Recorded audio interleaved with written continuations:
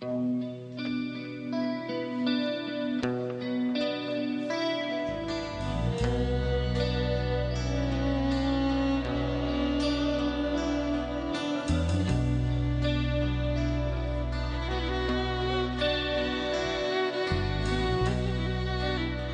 qu'on a décidé, c'est d'aller sur les racines de ce village d'Emmaüs. Et on a rencontré l'association d'Emmaüs qui est à Ramallah et qui nous a justement amenés sur ce village d'Emmaüs en Palestine, dans la vallée d'Hébron, qui a été totalement détruit en 1967 par les Israéliens, et où j'ai pu ramasser de la terre avec Christian Laine, le maire de l'Escar, qui est venu avec nous. Et là, on a pu voir la réalité d'Emmaüs. On a marché sur les traces du village, où on voit encore le cimetière. Et puis, nous sommes allés sur l'endroit précis de la maison de Dima, où seul apparaissait, sortant de terre, du fer à béton tout tordu par les explosions de la dynamite qui avait détruit la maison. On a rencontré une dame qui fait le même métier que toi, elle réalise des films, et elle a vécu dans ce village d'Emmaüs, toute petite. Elle avait 3-4 ans lorsque les Israéliens sont arrivés un beau matin et ont détruit ce village.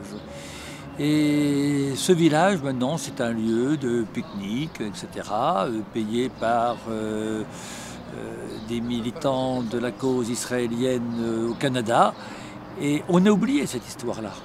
On l'a pas pu. Il faut que des personnes comme ça reparlent de leur enfance pour rappeler qu'autrefois, il y avait des gens qui habitaient, qui vivaient, qui cultivaient leurs terres, que c'était un village. Et qu'aujourd'hui, ce n'est même plus un champ de ruines, c'est plus rien. Honnêtement, ce voyage a été même traumatisant. J'avais lu l'histoire de la Palestine, du peuple palestinien, de l'occupation, des expulsions. On peut avoir un avis politique, mais quand on va là-bas, on découvre une société qui est parcellisée, qu'il n'y a pas un mur, il y a des murs partout. C'est un État policier par excellence. Même l'apartheid auquel on fait référence n'avait pas ce degré de sophistication.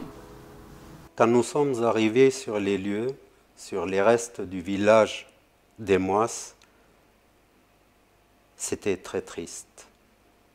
On voyait le cimetière, on voyait des tombes cassées.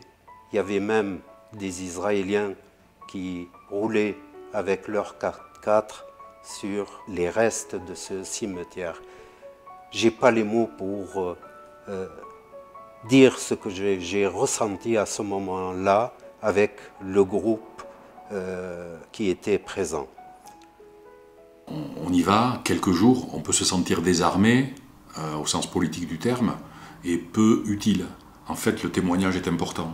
Ils ont besoin de ce soutien, ils ont besoin de compassion, mais ils ont besoin qu'on en parle. Et c'est ça qui est important, c'est le message qu'ils nous ont fait passer.